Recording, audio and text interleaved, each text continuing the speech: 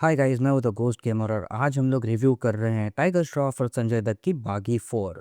मैं हर वीडियो की तरह आपको इस वीडियो में पहले मूवी का प्लॉट समरी दूंगा और फिर हम लोग साथ में रिव्यू करेंगे इस मूवी को।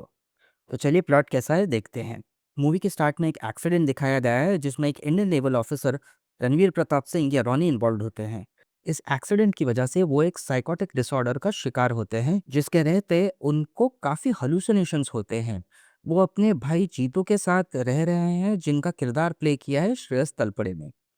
रॉनी सबसे यह कहता है कि उस एक्सीडेंट में उनकी गर्लफ्रेंड अलीशा भी इन्वॉल्व थी और शायद वो बच नहीं पाई। पर कोई रॉनी का यकीन नहीं करता है। अलीशा को सब लोग रॉनी के हैलुसिनेशंस का एक हिस्सा समझते हैं। रॉनी अपनी ज़िंदगी को फिर से शुरू करने की कोशिश करता है और इस बीच जीतू की थोड़ी मदद से रॉनी ओलिविया से मिलता है जो कि एक चलिए कहिए गर्लफ्रेंड फॉर हायर का काम करती है। ओलिविया पर रॉनी को काफ़ी पसंद करने लगती है। वहाँ रॉनी जीतू से मारपीट करता है क्योंकि उसे लगता है कि जीतू ने अलीशा के सारे फोटोज और वीडियोस डिलीट कर दिए हैं उसके फ़ोन से। यहाँ पुलिस भी इन्वॉल्व हो जाती है और अलीशा का सच क्या है ये ढूंढने में लग जाती है। इन्वेस्टिगेशन में हर सुराग अपने अगेंस्ट जाते देख रॉनी को एक इम्पॉर्टेंट डिटेल याद आ जाती है। उस डिटेल की तहकीकात करते हुए उनके हाथ और एक सुराग लग जाता है जिससे ये पता चलता है कि अलीशा जिंदा है और वो चाको नामक एक क्रिमिनल की कैद में है। चाको अलीशा से शादी करना चाहता है क्योंकि अलीशा उनकी गुजरी हुई प्रेमिका अवंतिका की हमशक्ल है। अलीशा चाको को चैलेंज करती है कि अगर रॉनी उसे 1 साल के अंदर भूल गया तो वो चाको से शादी कर लेगी। इसलिए चाको सारा षड्यंत्र रचते हैं ताकि रॉनी साइकोलॉजिकली अनस्टेबल लगे और इवेंचुअली अलीशा को भूल जाए। रॉनी ये सारा खेल फिगर आउट कर लेते हैं और रैम्बो मोड में आ जाते हैं ताकि वो अलीशा को बचा सके। यहाँ कोई सरप्राइजेस नहीं है। क्लाइमैक्स में क्या होता है आप सबने भी गेस कर ही लिया होगा कि रॉनी पूरी तरीके से रैम्बो मोड में आते हैं, अपने दुश्मनों को तबाह और निस्तो नाबूद करते हैं और अलीशा को आखिर में बचा ही लेते हैं। चलिए इस मूवी का रिव्यू सुनते हैं कैसा है। एक सिंपल आउटडेटेड और घिसी-पिटी कहानी को कैसे कॉम्प्लिकेट कर सकते हैं और वाहियात बना सकते हैं, ये शायद हमें इस मूवी के मेकर से सीख लेना चाहिए। मूवी का पहला सीन ही काफ़ी बुरी तरीके से पिक्चराइज़ किया गया है।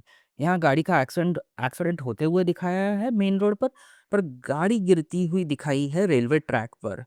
और स्टार्टिंग के सीन्स में कहीं भी रेलवे ट्रैक नज़र नहीं आता है आस-पास जहाँ गाड़ी का एक्सीडेंट होता है।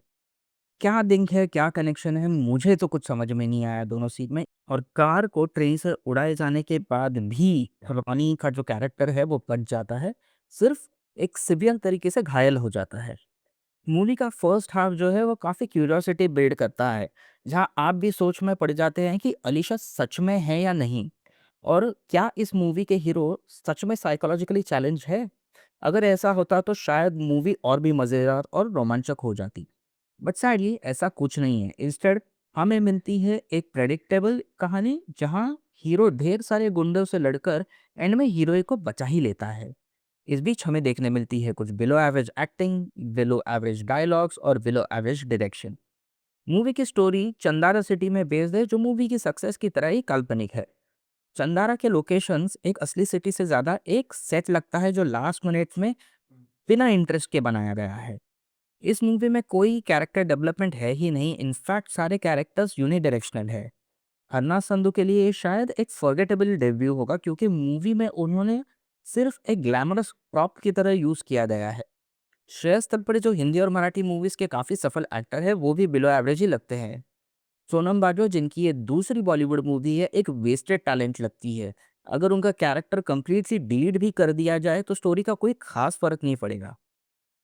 टाइगर श्रॉफ की परफॉर्मेंस बागी 2 से कंसिस्टेंट ही रही है। मेरा मतलब है कंसिस्टेंटली खराब रही है।